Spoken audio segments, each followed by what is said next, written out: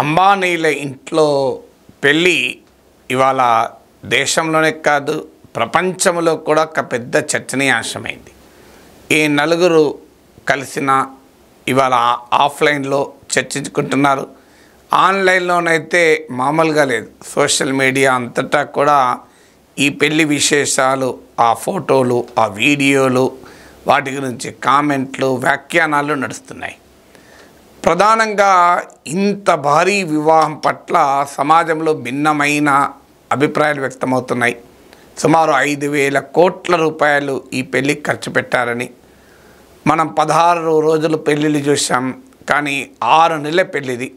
అంటే లాస్ట్ మార్చ్లో pre wedding సెరమనీతో మొదలైతే ఇప్పటి వరకు ప్రపంచంలో ఉన్న రాజకీయ, వ్యాపార, వినోద రంగాల్లో ఉన్న టాప్ పీపుల్ అంతా వచ్చారు. సో బ్రిటిష్ మాజీ ప్రధానులు బోరిస్ జాన్సన్, టోనీ బ్లేర్, ప్రపంచ టెక్ దిగ్గజాలైన మార్క్ జుకర్బర్గ్, బిల్ గేట్స్, అలాగే ప్రపంచ ఎంటర్టైన్మెంట్ రంగంలో పేరుగాంచిన కార్డేషియన్ సిస్టర్స్, అలాగే మీకు జస్టిన్ బీబర్, అలాగే మీకు రియానా, ఇలా అనేక మంది పాప్ స్టార్స్, అంటే మిలియన్స్ ఆఫ్ డాలర్స్ చెల్లిస్తే తప్ప పర్ఫార్మెన్స్ ఇవ్వని పాప్ స్టార్స్ వచ్చారు. ఇక భారతదేశ రాజకీయ ప్రముఖులు, బాలీవుడ్ ప్రముఖులు, క్రికెట్ దిగ్గజాలు, ఇక వేరే పేరు చెప్పాల్సిన అవసరం లేదు. సో వరల్డ్ మీడియా మొత్తం భారీగా కవర్ చేసింది. మీరు ఏ ఇంటర్నేషనల్ మీడియా తీసినా కూడా అంబానీల వెడ్డింగ్ గురించే ఉంటుంది. సో దీన్ని చాలామంది ఎలా రియాక్ట్ అవుతున్నారు అంటే రకరకాల రూపాల్లో రియాక్ట్ అవుతున్నారు. మనం అలాంటి పెళ్ళి చేసుకోలేకపోయినా కనీసం చూసి ఆనందిద్దాం అంటూ ఆ వీడియోలు చూస్తూ, ఆ షార్ట్లు చూస్తూ, ఆ రీల్స్ చూస్తూ ఎంజాయ్ చేస్తున్న వారు ఉన్నారు. అదే సమయంలో ఇంతటి అసమానతలున్న దేశంలో, ఇంతటి ఆర్థిక అసమానతలున్న దేశంలో ఒక పెళ్ళి పైన 5,000 కోట్లు ఖర్చు పెట్టడం అనేది దేశంలో ఉన్న పేదల్ని, మిడిల్ క్లాస్, మధ్యతరగతి ప్రజల్ని అవమానించడం కాదా? డబ్బులుండొచ్చు, కానీ ఇంత వల్గర్ డిస్ప్లే ఆఫ్ వెల్త్ సరైందా? ఇదొక స్పెక్టాక్యులర్ షో అని చెప్పి ఆ వీడియోలను చూస్తూ మైమర్చిపోతున్న, ఎంజాయ్ చేస్తున్న వారు ఉన్నారు.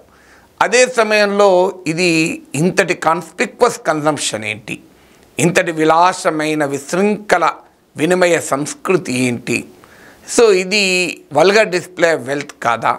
సో ఇది అంగీకరించగలమా? ఇది insulting the millions and millions of poor.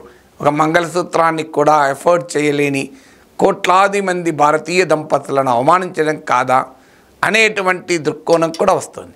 మరికొంతమంది దీన్ని కమర్షియల్ ఈవెంటు, ఇదొక బ్రాండ్ ప్రమోషను, దీని వెనకాల బ్రాండ్ ప్రమోషన్ కొరకు మనం ఒక్క సెలబ్రిటీతోనే బ్రాండ్ ప్రమోట్ చేస్తాం. ఓ మసాలా బ్రాండ్కు మహేష్ బాబు వచ్చి అడ్వర్టైజ్ చేస్తాడు. అలాంటిది ఇంతమంది సెలబ్రిటీలు ఒక్కసారిగా ఒక ఈవెంట్కు అటెండ్ అవుతే దానివల్ల రిలయన్స్ బ్రాండ్ ఏ స్థాయిలో ప్రమోట్ అవుతుంది. సో ఒక మసాలా బ్రాండ్కు మహేష్ బాబును పెట్టడానికి ఎంత ఖర్చు అవుతుంది? దాంతో పోల్చినప్పుడు ఇది ఒక ఖర్చా? బ్రాండ్ రిలయన్స్ ప్రమోషన్కు 5,000 కోట్లు లెక్క కాదు కదా. గ్లోబల్ బ్రాండ్గా నేను దాన్ని ప్రత్యేకంగా మరో వీడియోలో చెప్తాను. బ్రాండ్ రిలయన్స్ ప్రమోషన్కి ఇది ఏ రకంగా ఉపయోగపడుతోంది అని. కానీ ఆ రకంగా ఇది ఒక కమర్షియల్ ఈవెంటు, ఇది కేవలము రొమాంటిక్ ఈవెంటే కాదు, ఒక ఫ్యామిలీ ఈవెంటే కాదు, ఇది ఒక క్యాలిక్యులేటెడ్ బిజినెస్ స్ట్రాటజీ. ఎందుకంటే ఇవాళ అంబానీల సామ్రాజ్యం ఒకప్పట్లాగా పెట్రోకెమికల్స్ ఇలాంటి వాటికి లేదు. ఇవాళ టెక్నాలజీ రంగంలో ఎంటర్ అయ్యారు, వరల్డ్ బిజినెస్తో లింకప్ అవుతున్నారు. ఇలా మెటాతో కలిసి వాట్సాప్, జియోమార్ట్ కాంబినేషన్ అవుతోంది. రిలయన్స్ ఎంటర్టైన్మెంట్, డిస్నీ కలుస్తోంది. గూగుల్ లాంటి కంపెనీలు ఇన్వెస్ట్ చేశాయి. సో ఇప్పుడు కొత్తగా ఫైనాన్షియల్ సర్వీసెస్లోకి ఎంటర్ అయ్యారు. ఇలా భారతీయుడు ఏది చూడాలన్నా రిలయన్స్ని మిస్ కాలేడు, ఏది ఏది కొనాలన్నా అంబానీని మిస్ కాలేడు. సో ఒక range of consumer products and సర్వీసెస్లో ఇలా రిలయన్స్ ఉంది. ఇప్పుడు ఫైనాన్షియల్ సర్వీసెస్లో కూడా ఎంటర్ కాబోతుంది. అందువల్ల భారతదేశ కన్జ్యూమర్ ఇమాజినేషన్ను క్యాచ్ చేసిన ఒక బ్రాండ్, స్టాక్ మార్కెట్లో కోట్లాది మంది రిటైల్ ఇన్వెస్టర్లకు సంపద సృష్టించిన బ్రాండ్. అందువల్ల ఇదొక పెద్ద బ్రాండ్ ప్రమోషన్ ఈవెంట్, ఇదొక కమర్షియల్ ఈవెంట్ అనేవారు కూడా ఉన్నారు. మరోవైపు ఏమో ఇది ఒకదానికి మాత్రం అంబానీని అభినందించాలి. నేను చెప్పిన ఈ 2 రకాల వాదనలు, ఇదొక విలాసవంతమైన విశృంఖల సంస్కృతికి నిదర్శనం, ఇదొక insulting the millions and millions of poor అనే ఆర్గ్యుమెంట్ ఉంది. అదే సమయంలో ఒక స్పెక్టాక్యులర్ ఈవెంట్ ఇది అని ఎంజాయ్ చేసే వాళ్ళు ఉన్నారు. సో ఇది స్పెక్టాక్యులరా వల్గరా అనే డిబేట్లో ఎవరి అభిప్రాయం వారిది. కానీ ఒకటి మాత్రం నిజం, భారతదేశంలో ఉన్న సంపన్నులు ఇవాళ విదేశాలకు వెళ్ళి పెళ్ళిళ్ళు చేసుకుంటున్నారు. ఒక అంచనా ప్రకారం ఎవ్రీ ఇయర్ 5,000 సంపన్న భారతీయులు వెళ్ళి విదేశాలలో పెళ్ళిళ్ళు చేసుకుంటున్నారు, ఫారిన్ డెస్టినేషన్లో పెళ్లి చేసుకుంటున్నారు. అందుకే ఈ మధ్య భారత ప్రధాని వెడ్ ఇన్ ఇండియా అని పిలిపించాడు. నేను దీనిపైన ఒక వీడియో కూడా గతంలో పెట్టాను, వెడ్ ఇన్ తెలంగాణ అని.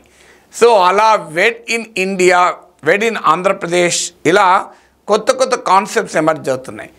ఒక అంచనా ప్రకారం confederation of Indian association of traders, అంటే భారతదేశంలో ఉన్న అనేక వర్తక సంఘాల సమాఖ్య, వీరి అంచనా ప్రకారం ఎవ్రీ ఇయర్ ఒక 5,000 మంది 5,000 పీపుల్ విదేశాల్లో పెళ్లి చేసుకుంటారట. దాని ఫలితంగా 75,000 to 1 lakh crore, 75,000 కోట్ల నుంచి 1,00,000 కోట్ల భారత సంపద విదేశాలకు వెళ్తుంది. దీనివల్ల భారత ప్రభుత్వానికి రావాల్సిన పన్నులు, సెస్సులు రాకుండా పోతున్నాయి.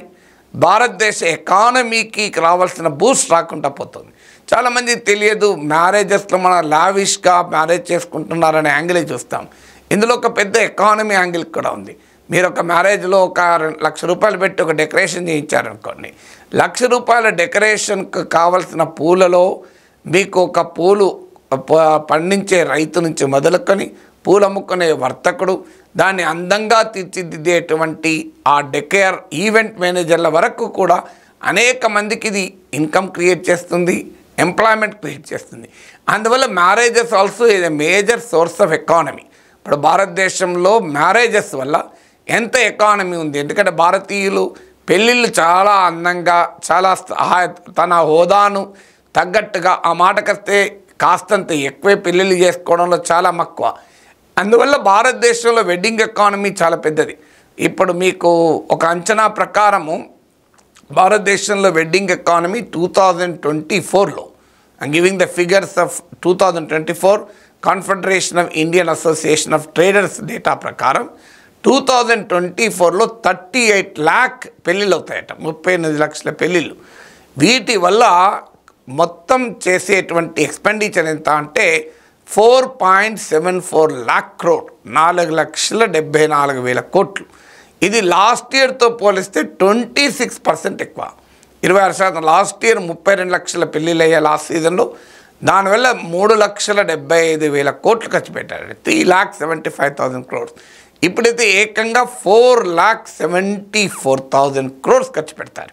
ఇది ఎకానమీకి ఎంత పెద్ద బూస్ట్ ఇస్తుంది, ఎంత ఎంప్లాయ్మెంట్ జనరేట్ చేస్తుంది, ఎంతమంది చేతిలో ఇన్కమ్స్ పెడుతుంది అని కూడా ఒక ఆర్గ్యుమెంట్ ఉంది.